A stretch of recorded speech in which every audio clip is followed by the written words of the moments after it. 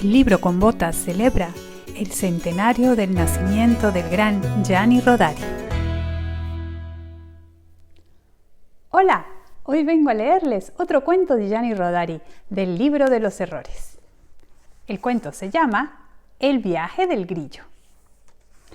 Había una vez un grillo que cantando era una gloria y se sabía muchísimas óperas, todas ellas de memoria. Era un poquito soprano, pero sobre todo tenor, y decidió ir a la Scala de Milán a demostrarlo con primor. Para ahorrarse un dinero, el tren salía muy caro, viajó a la pata coja, aunque parezca muy raro. Era un grillo re listo y vio que era más barato. Si solo apoyaba una pata, solo gastaba un zapato.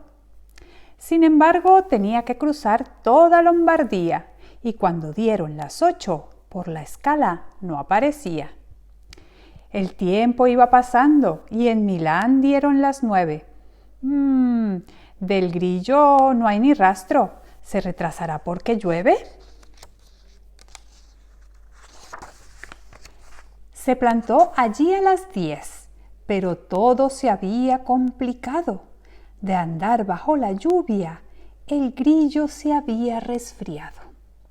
A las 11 estaba ronco y no pudo cantar con arte, y en la Scala lo mandaron con la música a otra parte. A las 12 se acostó, pero no pudo dormir. Lloraba a moco tendido, no paraba de gemir. La moraleja de esta historia os la digo con dolor. De haber llevado paraguas, hoy sería un gran tenor.